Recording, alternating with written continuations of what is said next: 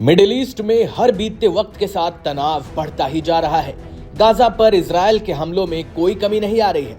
वहीं प्रॉक्सी गुट जैसे हिजबुल्ला और हुती भी नेतन्याहू की फौज के लिए बड़ी चुनौती बने हुए हैं। इन प्रॉक्सी लड़ाकों का कहना है कि ये हमला तब तक करते रहेंगे जब तक इजराइल गाजा पर हमले करता रहेगा। ऐसे में मिडिल ईस्ट में टेंशन अब और हाई हो गई है, क्योंकि देर रात इजरायली फौज और फिलिस्तीनी लड़ाकों के बीच गाजा पट्टी में भयंकर जंग हुई है।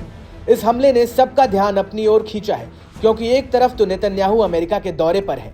ये वो दौरा है जो मिडिल ईस्ट के हालात को पूरी तरह से बदल सकता है, गाजा के लिए एक नई सुबह ला सकता है। जी हाँ, बिल्कुल ठीक समझा आपने।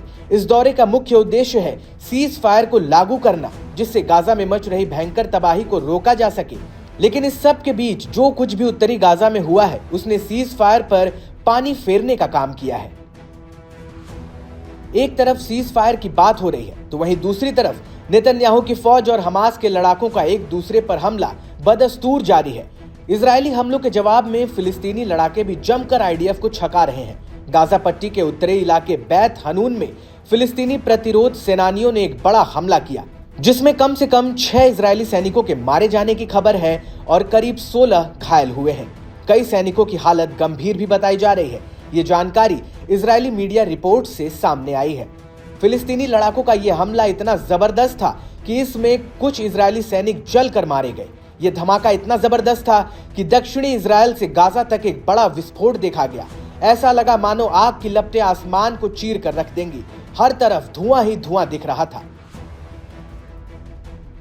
जब गाजा युद्ध विराम और बंधकों की रिहाई के लिए अमेरिका की तरफ से पेश किए गए शांति के प्रस्ताव पर अपनी सहमति जताई थी और बातचीत के लिए तैयार हुआ था, तो ऐसा लग रहा था कि अब गाजा में शांति आएगी। लेकिन जिस तरह से पैलेस्टीनियन रेजिस्टेंट फ्रंट ने इजरायली सैनिकों पर इतना जोरदार और विस्फोटक हमला किया है, उसने आग में घी डालने का काम किया है। इजरायली मीडिया रिपोर्ट्स के मुताबिक हमले की शुरुआत एक आईईडी से हुई, जो एक इजरायली बख्तरबंद गाड़ी को निशाना बनाकर फोड़ा गया। इसके बाद जब इजरायली बचाव दल घायल सैनिकों को निकालने आए, तो उन पर भी भयंकर हमला कर दिया गया। इजरायल और हमास के जंग को अब 2 साल होने वाले हैं। इन 2 सालों में हजारों लोग मारे गए हैं और हजारों लोग घर छोड़कर दूसरे जगह चले गए हैं। जंग में गाजा के लोगों को आए दिन मुसीबतों का सामना करना पड़ रहा है। यहाँ लोगों को खाने के एक एक दाने के लिए संघर्ष करना पड़ रहा है। यहाँ एक जो विदेशी राहत सामग्री गाजा में पहुंचाई जा रही है, वो भी इजरायल रोक दे रहा है। ऐसे में सीज फायर होने वाली बातचीत के बीच ये हमला होना बेहद ही चौंकाने वाला है और हैरान भी करता है। गाजा के स्वास्थ्य मंत्रालय के मुताबिक गाजा पट्टी की लगभग 90% आबादी दूसरी जगह जा चुकी है।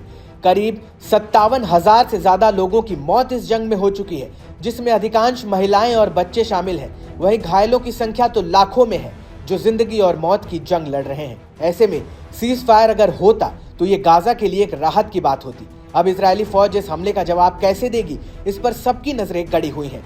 जंग से जुड़ी हर अपडेट हम आप तक पहुंचाते रहेंगे। देश और दुनिया की तमाम खबरों के लिए जुड़े रहें कड़क के साथ।